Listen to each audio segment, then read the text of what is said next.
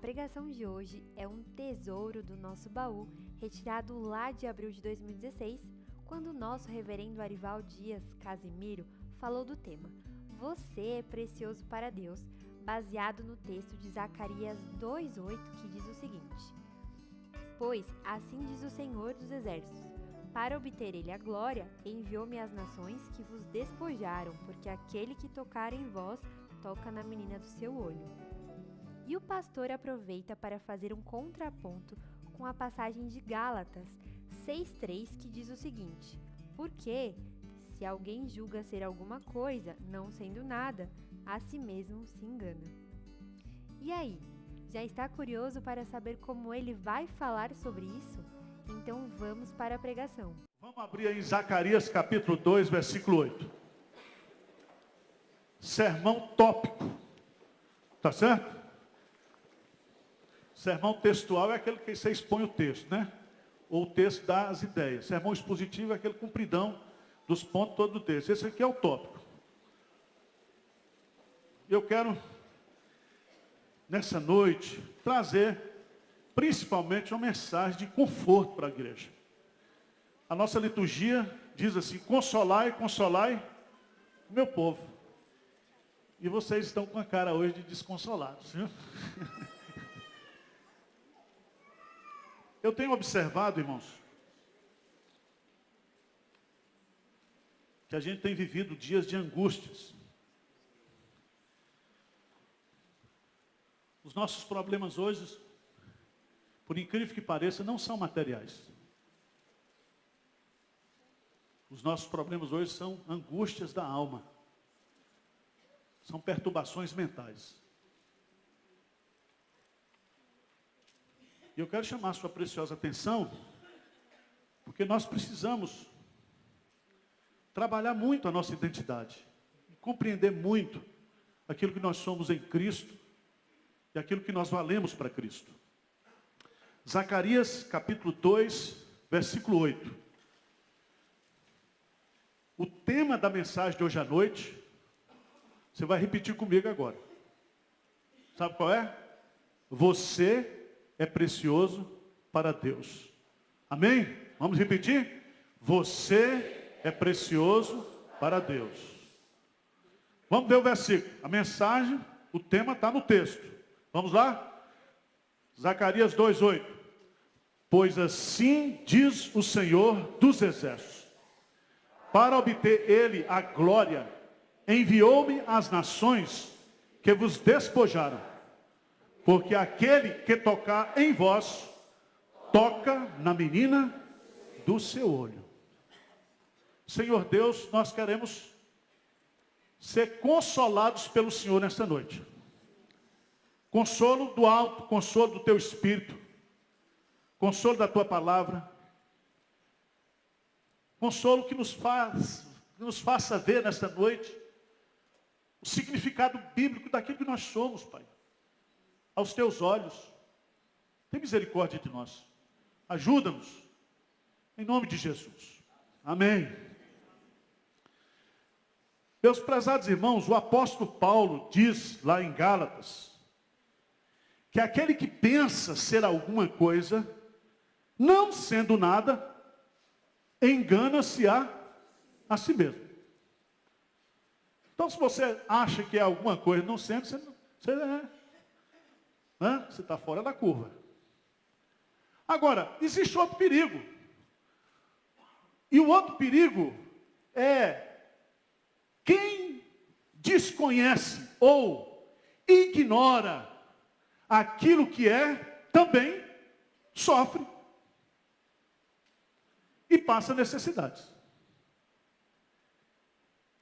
E isso se aplica também à vida cristã. Deus diz lá em Oséias: o meu povo é destruído porque lhe falta o quê? Conhecimento. E não é conhecimento teórico, é conhecimento prático. É conhecimento de envolvimento, é conhecimento relacional. E eu quero chamar a sua preciosa atenção, porque uma das grandes lutas que a gente tem na vida cristã é justamente a gente descobrir na palavra de Deus todas as riquezas daquilo que nós somos em Cristo Jesus. E essa é a grande luta quando você estuda as orações do apóstolo Paulo e você descobre que as grandes lutas na vida de oração do apóstolo Paulo é que ele está pedindo que os seus leitores, que os seus crentes compreendam e tenham discernimento daquilo que eles podem ser e daquilo que eles são em Cristo Jesus. E, infelizmente, como cristãos, como filhos de Deus, nós não conhecemos, muitas vezes, o que nós significamos para Deus. E eu terminei agora uma série de estudos sobre a identidade do cristão. 13 estudos que nós vamos estudar nos grupos de pastoreio. Certo? Primeiro estudo, eu sou um eleito de Deus. Depois eu sou um redimido. Depois eu sou um santo. Tá certo? Depois eu sou o quê? Um sacerdote. Aí você vai descobrindo. Sou um filho de Deus. Sou um membro do corpo de Cristo. Sou um missionário. Aí você vai descobrindo tanta coisa que a Bíblia diz que eu sou em Cristo Jesus. E se eu sou tudo isso, eu preciso viver isso. Viver isso. E sabe qual é a estratégia do diabo, irmãos? A estratégia do diabo é lançar dúvidas sobre a nossa identidade. Você se lembra que quando Jesus Cristo começou o seu ministério, e ele vai tentar Jesus, a primeira tentação dele lá no deserto é sobre o quê? A identidade de Jesus. Se tu és o quê? O Filho de Deus. Se tu és. Eu já preguei aqui sobre a ortodoxia do inferno, não já? E os capetas são tudo ortodoxos? São tudo ortodoxos. Calvinista, reformado, sabe tudo.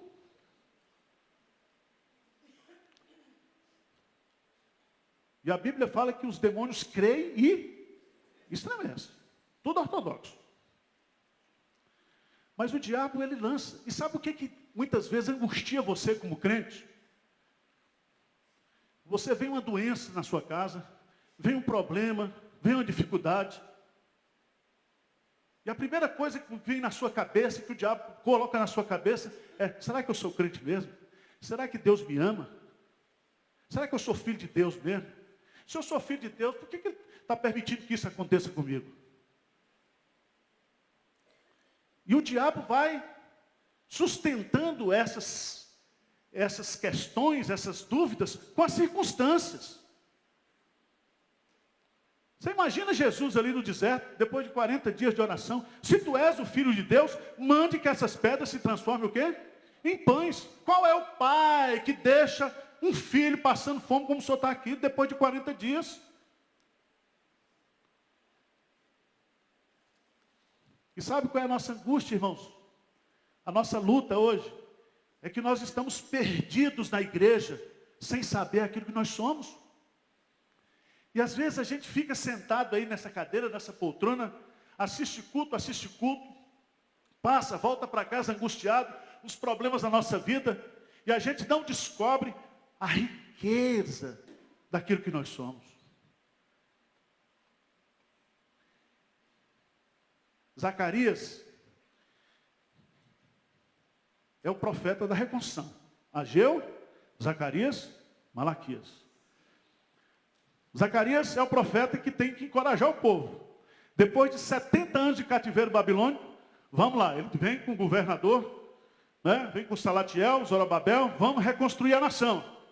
Depois de 70 anos na Babilônia, povo ferido, povo machucado, Deus não gosta da gente, não sei o quê, aquele negócio todo. Então ele vem trazer uma mensagem de esperança. Vamos embora, gente. E aí, nesse versículo 8, Israel é exortado para voltar para Sião. E Deus faz uma declaração muito interessante aqui. Porque aquele que tocar em vós, toca na menina do seu. E aí eu fui estudar esse negócio. Menino do seu. Aí eu fui consultar na internet, né? no Google, fui fazer um estudo sobre o olho. Fui reprovado, porque é um negócio tão difícil. Tem que ser oftalmologista para entender esse negócio lá. Mas, o que significa isso? O que significa? E aí você vai descobrindo, sabe essa bolinha preta que você tem no olho aí? Chama pupila. Certo? Pupila. Ela é preta, não tem jeito. Quando você vai fazer exame de vista, dilata a pupila, não é isso? Para fazer o exame? Essa pupila aí é o buraquinho que entra a luz para a retina. Antigamente, quando se falava em vazar os olhos para provocar cegueira, fura o quê? A pupila. E a pupila é o ponto mais sensível da visão. Por isso que qualquer coisa que vem nos olhos, você tenta se defender. É a parte mais sensível do corpo humano. A parte mais preciosa do corpo humano. E quando Deus usa essa metáfora aqui, porque aquele que tocar em vós, toca na menina do seu olho. É como se nós fôssemos a pupila dos olhos de Deus. Diz amém aí, por favor. Vocês não acreditam na Bíblia, não? Você já pensou nisso? Por que você está desanimado? Eu estava derrubado semana passada. Aí fui fazer a devocional. Li aquele livrinho de Ezequiel. Era muita bronca, muito cacete para um lado, cacete para o outro. Eu saí arrasado com aquele texto de Ezequiel. Aí eu falei, Senhor, dê uma palavrinha mais fácil aqui. Né? Quem está fazendo lá o... Ezequiel pegou pesado. Aí fui a Zacarias, aí veio esse texto. Aí me animou. Me animou. Lá no Salmo 17,5, veja lá, Salmo 17,5. Davi, que é sabido para danado, era um crente pecador, ele usa essa expressão. Quando ele está sendo perseguido por Saul,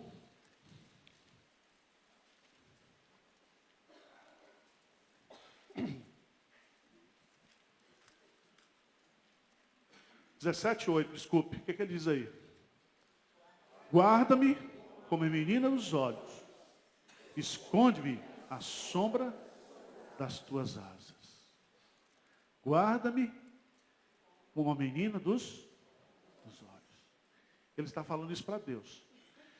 Essa expressão é usada lá por Moisés, no cântico de Deuteronômio. Não vamos ler não, porque eu quero tirar daqui, como todo sermão tópico, 3 lições sobre você é precioso para Deus. Você é precioso por Deus. Você é a menina dos olhos de Deus. Isso significa, em primeiro lugar, que você é alvo exclusivo do amor de Deus. Jeremias capítulo 31, versículo 3, o profeta diz: com amor eterno te amei, por isso com benignidade te atraí. Com amor o quê? Eterno. E eterno aqui tem o sentido de que ele existia antes da criação, porque antes da criação, segundo Efésios capítulo 1, nós somos eleitos, escolhidos. E a nossa eleição é um ato de amor de Deus. Isso significa que durante a história nós seremos amados. E quando terminar o parêntese da história e começar a supra-história, Deus continuará o quê? Nos amando, porque o amor de Deus é o quê? É eterno. Porque o tempo é um parêntese dentro da eternidade de Deus.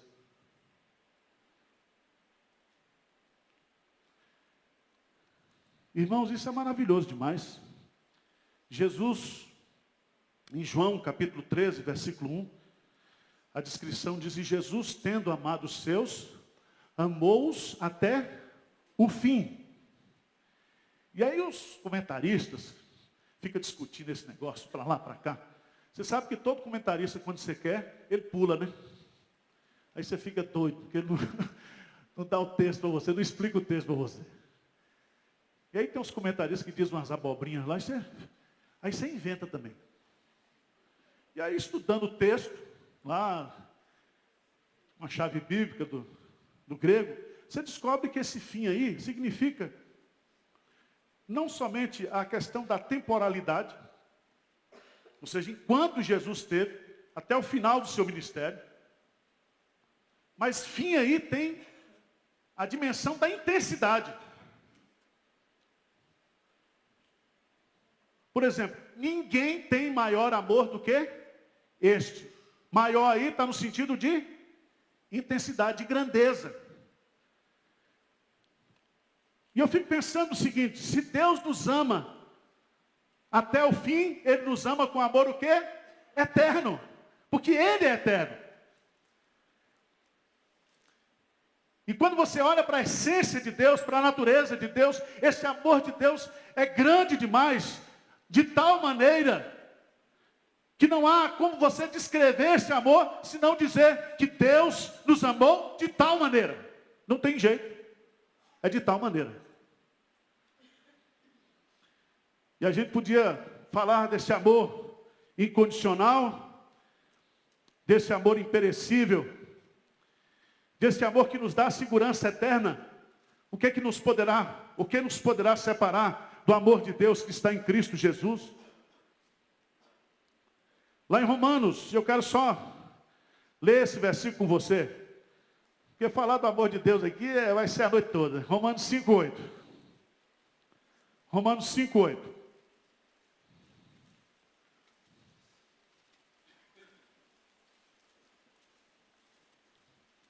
E aí nós vamos encontrar aqui esse maravilhoso texto do Novo Testamento. Romanos 5:8. Vamos ler juntos? O que diz aí? Vamos lá? Uma só voz. O que diz? Deus prova seu próprio amor para conosco pelo fato de ter Cristo morrido por nós, sendo nós ainda... Isso é bonito, né? Como é que a gente vai entender isso aqui? Esse amor de Deus, que é eterno, ele é antes do tempo e pós-tempo, depois do tempo. Historicamente, ele se comprova. Ele se comprova pelo fato de ter Cristo morrido por nós. Cristo morreu por nós há quanto tempo? 2000 e poucos anos atrás. Eu nasci em 1964. Depois de Cristo. Deu para entender? Ele morreu antes. Você não tinha pensado nisso, não? Pois é. A gente tem que pensar nessas coisas simples da Bíblia. Morreu antes. Todos nós aqui, Cristo morreu antes. E tem lá em Pedro que ele morreu na eternidade, antes da fundação do mundo. E aqui é bonito você entender. Diz assim: mas Deus prova o seu próprio amor. O seu próprio amor. Significa que a palavra ágape aqui, próprio amor, esse amor tem origem em Deus. Esse é o amor que procede de Deus. Esse é o amor ágape. Esse é o amor que a razão de ser não está no objeto amado, mas é de Deus. Deus que nos ama. Ele nos ama de graça. Ele olha para Lourdes aqui e diz: Lourdes não merece ser amada. Mas eu amo a Lourdes de graça, diz Deus. É desse jeito, Lourdes. É um amor o quê? Incondicional. Incondicional. Às vezes na igreja a gente fica disputando para ver quem Deus é mais fácil amar a mim, amar não sei o quê. Deixa de ser tonto, meu irmão. Diz aqui, ó, que Ele nos amou, sendo nós ainda o quê? Pecadores. Uns pecadores mais, outros pecadores menos? Não, na nossa condição, mortos nos nossos delitos e pecados, na nossa condição de pecadores, na nossa natureza pecaminosa, Ele nos amou. Você imagina agora, no versículo 9, logo muito mais agora, sendo justificados pelo seu sangue, seremos por Ele o quê? Salvos da ira. E aí já joga lá para o fim. Preste atenção. Sabe qual é a crise que a gente tem muitas vezes, nos problemas que a gente enfrenta? Deus não gosta de mim. Quem já pensou isso? Vamos abrir o confessionário. Quem já pensou nisso quando teve um problema? Deus não gosta de mim. Só eu? Vocês são muito fariseus da vida, viu? Deus não gosta de mim.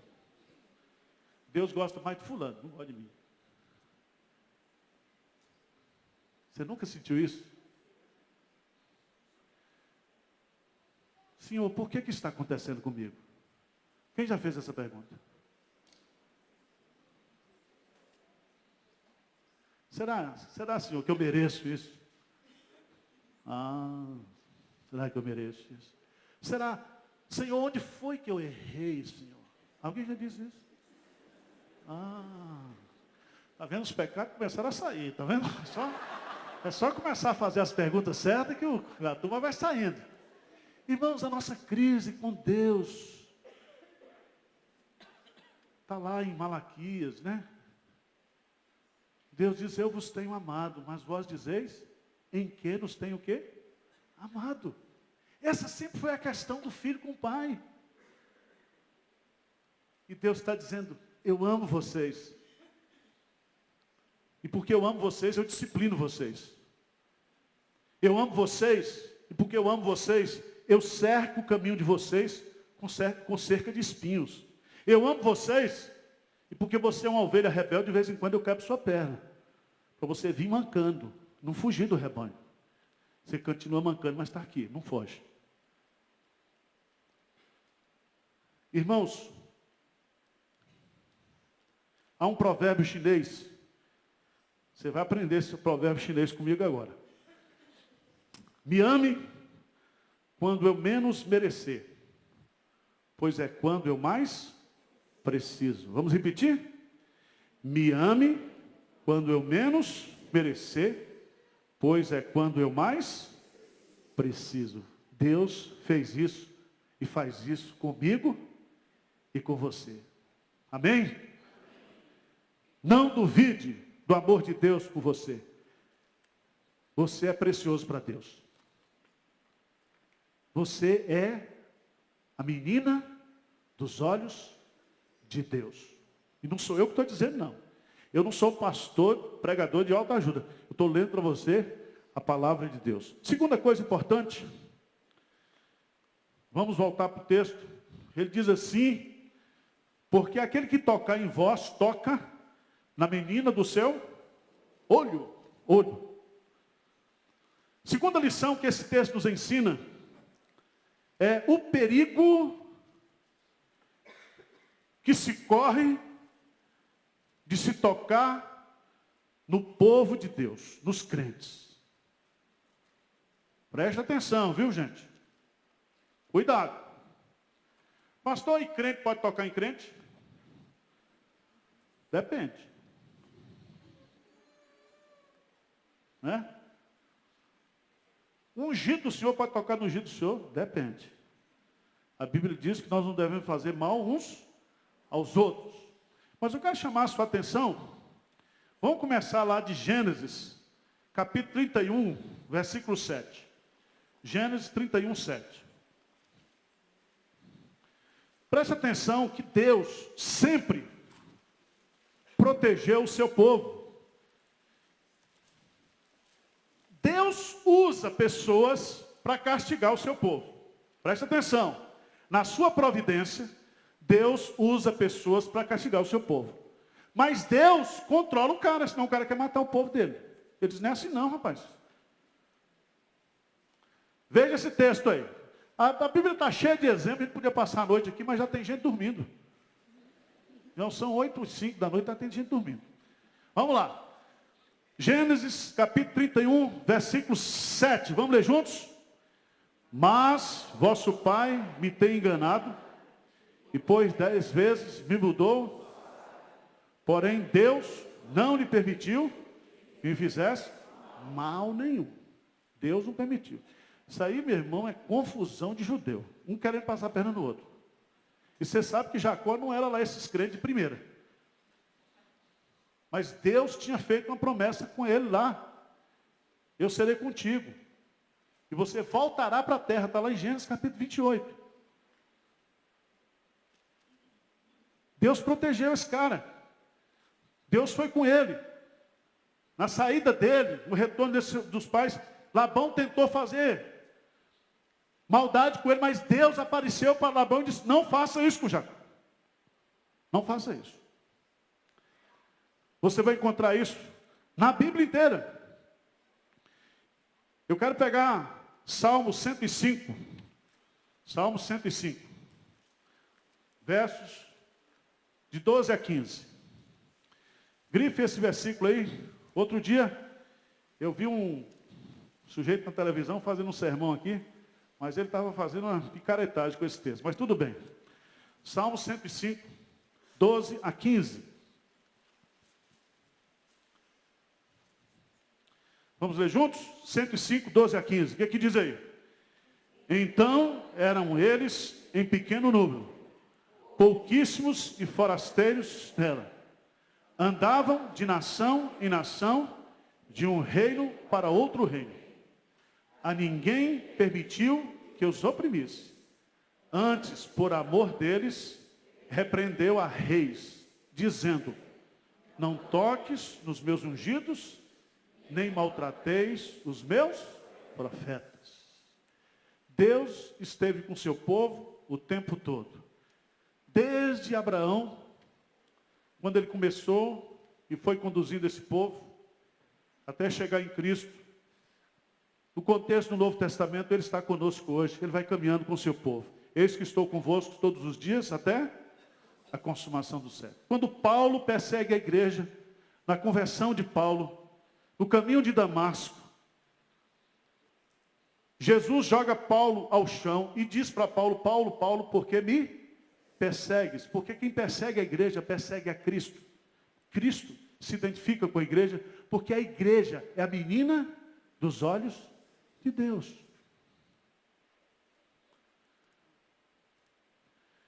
Quando a gente faz mal para uma ovelha de Cristo, nós estamos fazendo mal para Cristo. Quando a gente faz o bem a um desses pequeninos, Jesus diz o quê? Vocês estão fazendo a mim. Então nós precisamos tomar cuidado, irmãos.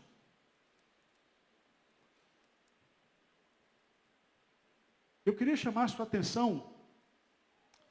Já preguei nesse texto várias vezes. Está lá em Atos dos Apóstolos, capítulo 12. Tem muita gente que está preocupado. Pastor, o islamismo. Fica tranquilo, meu irmão. Já queimaram tanto crente. Se queimar mais uns agora, não tem problema não. A igreja vai continuar crescendo. As portas do inferno não. É bom que faz logo uma limpeza na igreja brasileira. Você está com medo de morrer?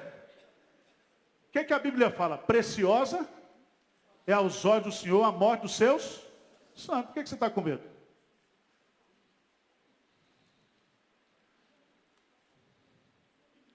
Atos capítulo 12. Por aquele tempo mandou o rei Herodes prender alguns da igreja para o quê? Os maltratava. Esse Herodes, ele seguia o conceito romano. Ele disse, se você quer destruir um movimento, você tem que o quê? Destruir o quê? A liderança. Então ele matou Tiago e queria matar também Pedro, que eram os cabeças, os líderes da igreja. E aqui você precisa ter muito temor no coração e entender que os líderes são alvos do diabo na igreja. A família da liderança. E você tem que orar pela liderança da sua igreja. Porque o diabo, quando quer destruir uma igreja, começa pela liderança. E ele vai, mas no versículo 5, Pedro, pois, estava guardado no cárcere, mas havia oração incessante a Deus por parte da igreja a favor dele. O que acontece quando a igreja ora? Salmo 91, ele dará ordem aos seus anjos. Preste atenção, você não dá ordem para anjo. Quem dá ordem para anjo é Deus. Mas a gente pode acionar Deus, Senhor, manda um anjo aí resolver esse negócio para a gente. E o anjo foi lá e resolveu, soltou Pedro. Mas veja que o anjo também vai lá e mata esse tal de Herodes. Vamos ver lá. Versículo 21 de Atos, capítulo 12. Vamos ler lá. 21 a 23, a 24, vamos lá? Em dia designado, Herodes, vestido de traje real, assentado no trono, dirigiu-lhes a palavra. E o povo clamava, é voz de um Deus e não de homem. No mesmo instante, um anjo do Senhor o feriu, por ele não haver dado glória a Deus, e comida de vermes expirou. Entretanto, a palavra do Senhor crescia e se multiplicava. Ninguém detém o crescimento da palavra, o quê? De Deus. O anjo que tirou Pedro da prisão, não sei se foi o mesmo. Mas foi lá e o quê? Matou Herodes. Então, meu irmão, você não toque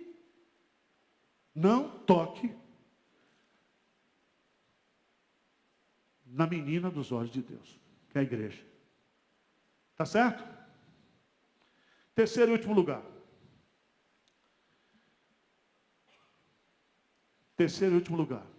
Você é precioso para Deus. Porque você é a menina dos olhos de Deus. E isso tem que trazer um consolo sobrenatural para o seu coração. Tá certo? Então diz assim comigo. Isso, vamos lá? Isso tem que trazer um consolo sobrenatural para o meu coração. É a palavra de Deus.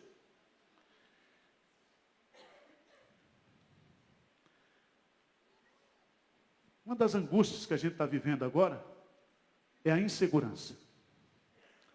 E eu fui pesquisar sobre o que significa insegurança. E eu descobri as 5 marcas da insegurança. A pessoa que está insegura, ele tem 5 sintomas. Ele se sente desamparado, ele se sente isolado ou sozinho, ele se sente vulnerável, ele se sente com medo do futuro e ele se sente com pessimismo externo. Ajudou você? Ajudou alguma coisa? Você continua inseguro. Qual é a resposta para tudo isso? A providência de Deus. Saber que nós recebemos o cuidado especial de Deus.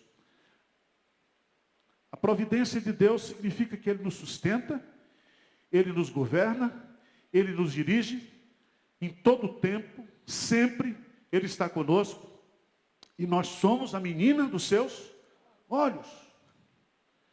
Abra sua Bíblia lá em Mateus, capítulo 10, e eu vou encerrar fazendo uma aplicação prática desse texto. Mateus, capítulo 10,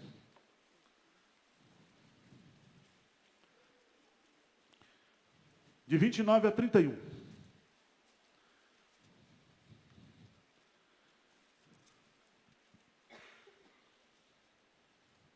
O que diz aí? Não se vendem 2 pardais por um asse, e nenhum deles cairá em terra sem o consentimento de vosso Pai.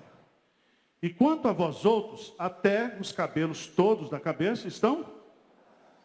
Não temais, pois bem mais valeis vós do que muitos pardais.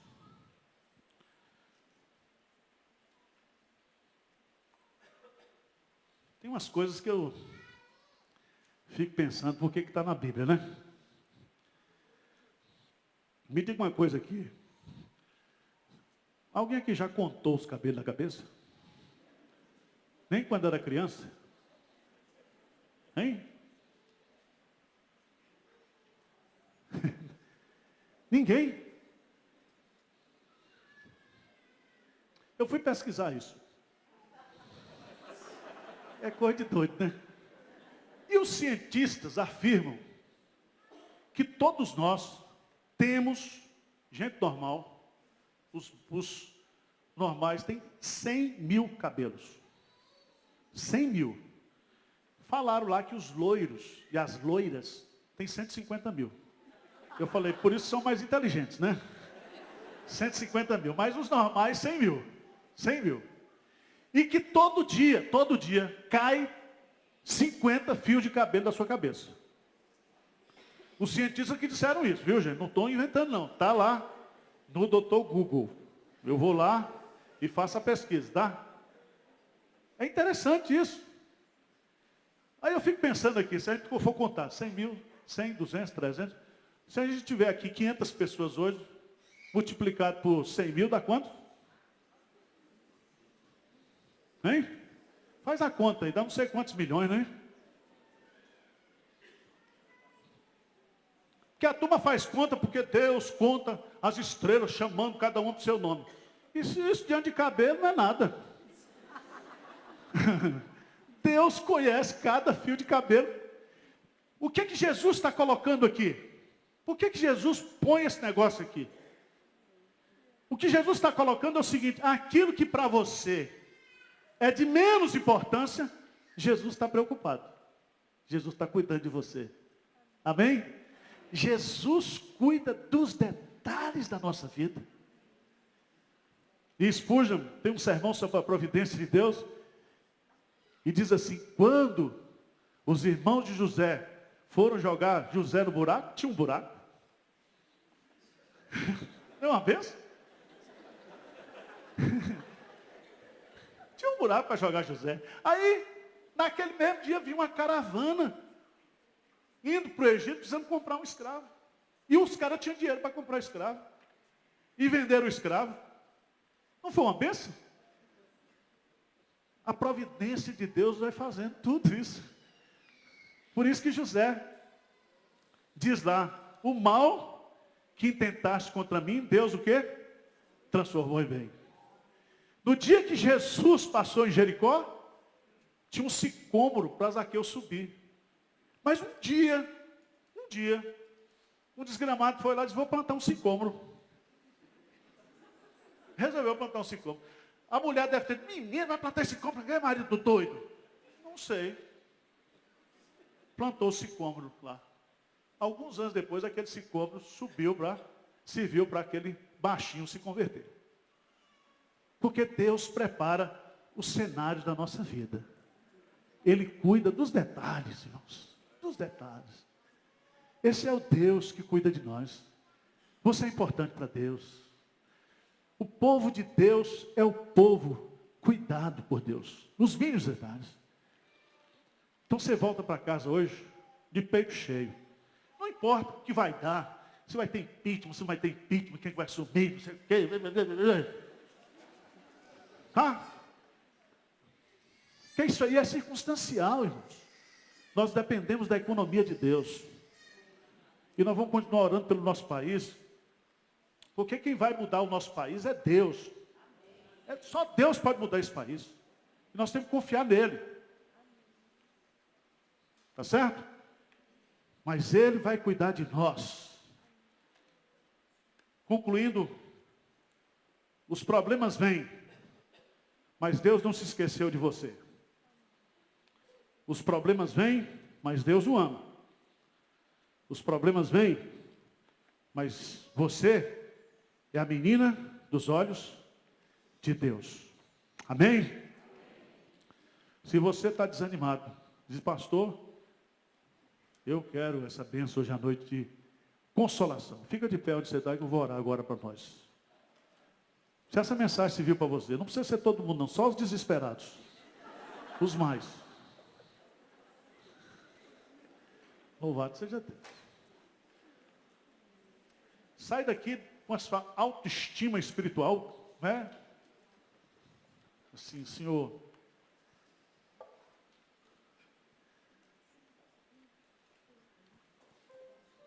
Senhor Deus, nós vivemos dias tão difíceis, Pai. E a gente enfrenta tanta maldade, tanta coisa ruim. E a gente passa por opressões internas, externas, por medos, por inseguranças. Mas a tua palavra é quem nos consola nos nossos momentos de angústia e de aflição. Pai, que a tua palavra seja um pouco de bálsamo e um pouco de mel para esses corações aqui nessa noite, Senhor. Que nós saiamos daqui nesta certeza, nessa convicção de que nós somos a menina dos teus olhos.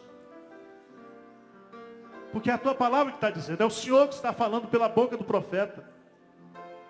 E o Senhor tem cuidado de nós, em todos os detalhes da nossa vida. O Senhor tem nos sustentado, nos protegido, nos guiado. Louvado e engrandecido seja o teu nome, Senhor.